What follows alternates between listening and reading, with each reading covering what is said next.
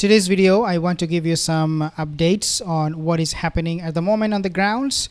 Before I move on, just to remind you again, most of my viewers are not subscribed. If you're one of them, consider subscribing, and if you have subscribed, thank you so much. Free Palestine, stop genocide is what we are trying to accomplish here through our channel, because that's the ultimate goal. That's the ultimate victory for all of us, for humankind.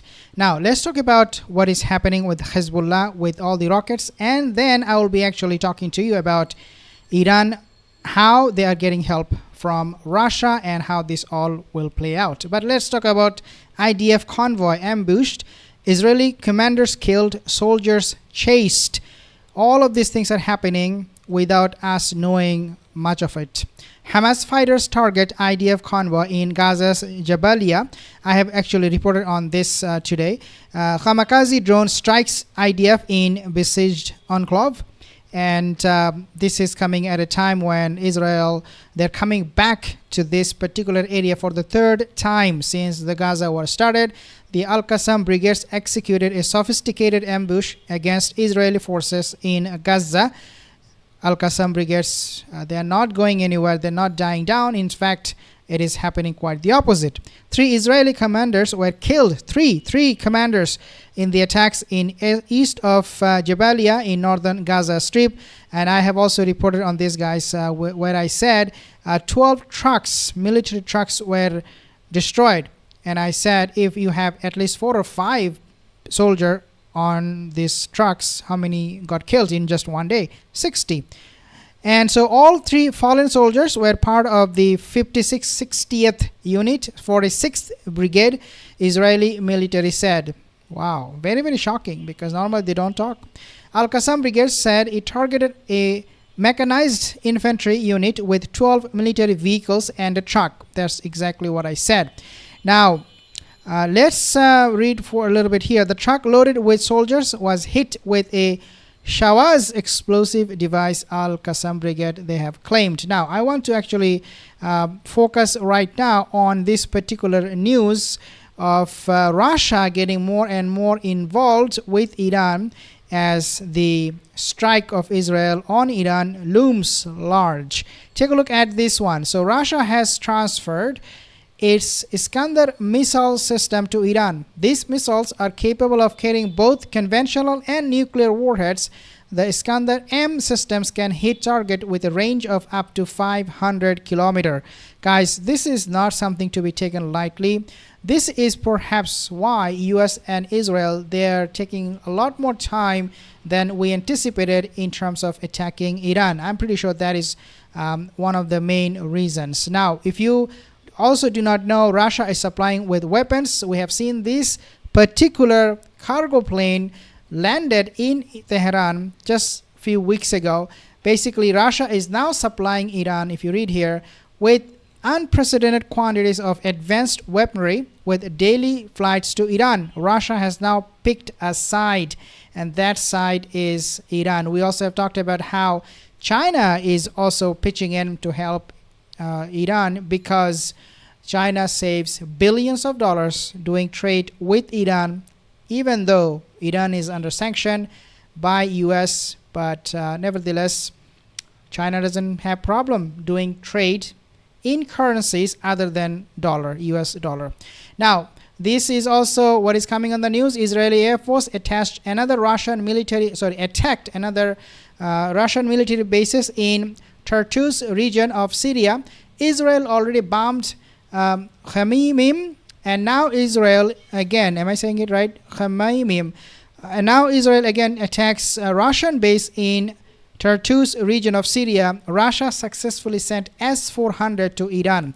Now guys, when I made a video the other day comparing Iran's military strength with Israel, one of you have told me that, brother, you did not take S-400 defense system into account. I was not talking about the S-400. I was mainly focusing on the military personnel in terms of strength, in terms of manpower strength that Iran and Israel has. If you have not watched that video, you can watch that. I do sometimes I have whiteboard right here. I'll probably make another video where I show you guys the numbers and try to understand what is happening. It really helps. Now, North Korea, okay, this is something big. North Korea supplies Russia with about 3 million shells annually, 3 million shells every year. It was this figure that allowed Russia to achieve a stable success and capture Ugledar.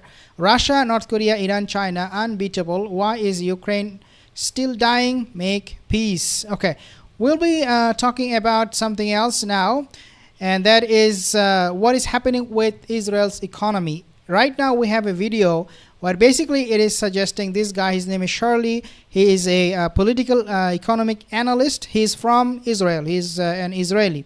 But nevertheless, this is what he has to say about the economy of Israel. Take a listen, how it is collapsing, how it is getting destroyed.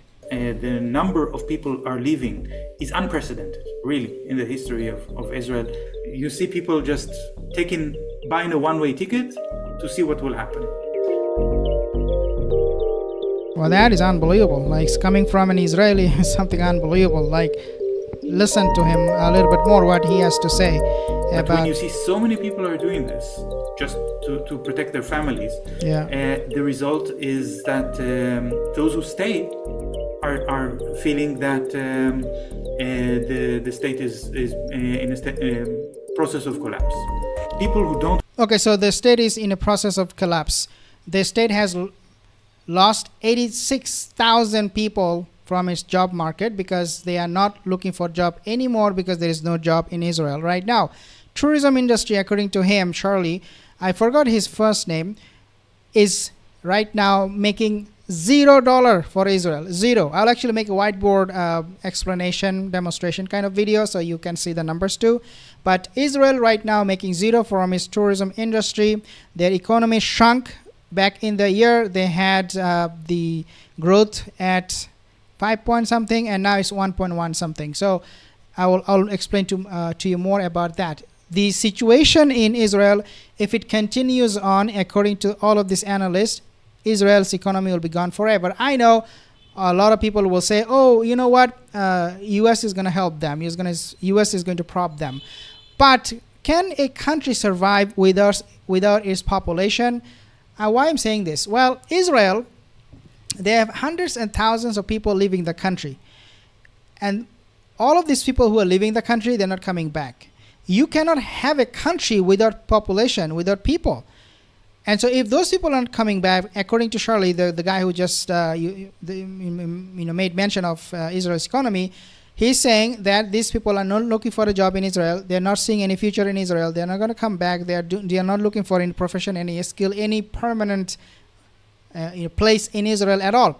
So again, the Zionist state, the way it will collapse is that it will lose its people. People who will be staying there will actually do really not much.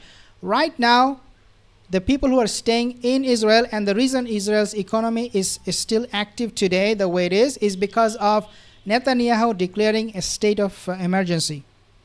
This is why the Israeli economy is still standing.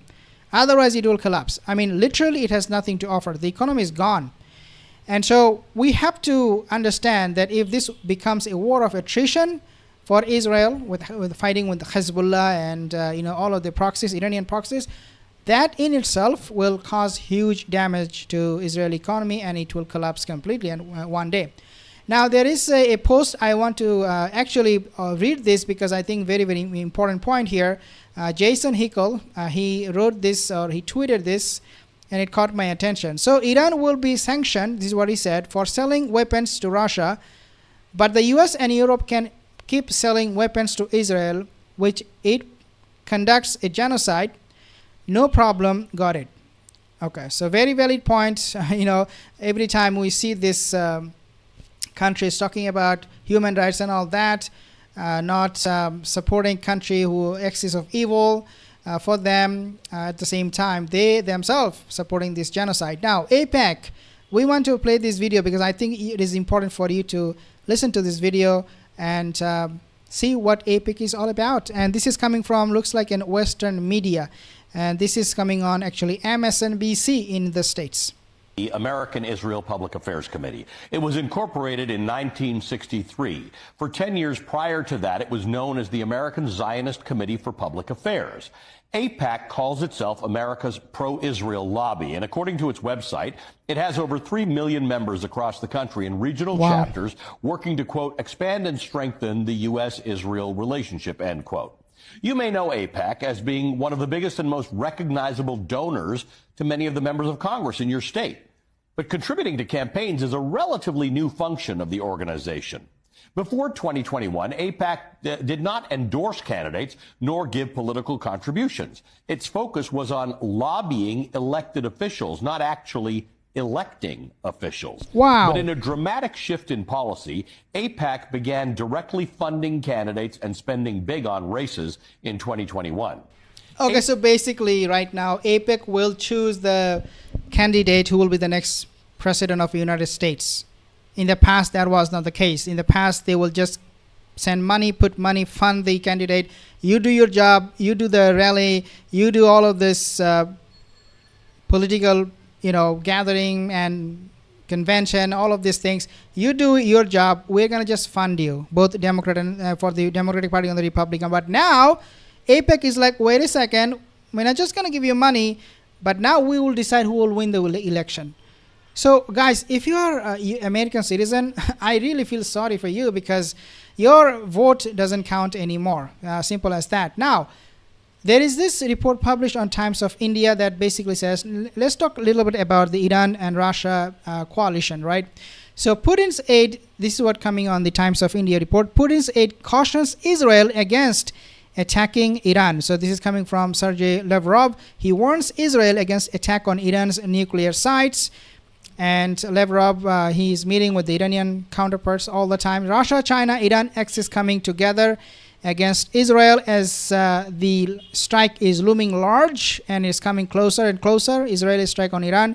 We are seeing that Russia is actually making more and more bold statements supporting Iran, backing Iran. Sergei Lavrov, he said any stupid action against Iran's nuclear facilities, he called Israel's threats against Iran a very dangerous provocation. So he's not saying that this is a war in the Middle East. We need to calm it down. He's saying this is a provocation, guys. Israel, you guys, you need to get your acts together. This is what Russia is saying. This is a provocation. The word is in itself is very, very important to understand here. Because normally when a country will tell other countries, hey, calm down, guys, we want to de-escalate. That's the term that you use in the State Department in the States.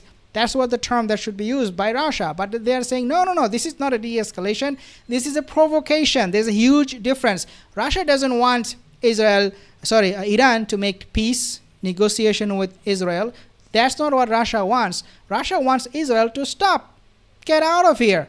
What are you doing in Syria? So Israel claims Iran might soon have a nuclear weapon, which it sees as existential threat. It doesn't really matter because today, Iran, the way they have attacked Israel on October the 1st, do you think Iran cares what Israel will say to Iran about its nuclear program? Oh, your nuclear weapon is existential threat to us. You should not be doing this. Iran, you should not be doing this. Iran is like, did I not punish you the other day on October 1st? So shut your mouth. The whole dynamic, it has pivoted so much since October 1st, since that attack by Iran, that today we have a completely different power dynamic in the Middle East, where Iran is the head of it. And then it has Saudi Arabia, Qatar, and Jordan, other countries rallying behind it because Iran is so powerful now all of a sudden because of the October 1st attack. And on the other side, you have Israel. We don't call Israel a country because this is just an entity, fake state. And it has support from the states. But looks like to me Russia is making a lot of threats and the rhetoric is changing for this whole Middle Eastern conflict for Russia. It is no longer that they will just wait and watch. Looks like Russia is stepping up its rhetoric and their efforts to install those S-400, send more weapons to Israel. And so now Israel should take notice of that before they attack Iran, because Russia is now coming out And China, of course, is going to back Russia without a shadow of a doubt, without any condition, if there is a war. Thank you guys for joining this session. I'll see you in the next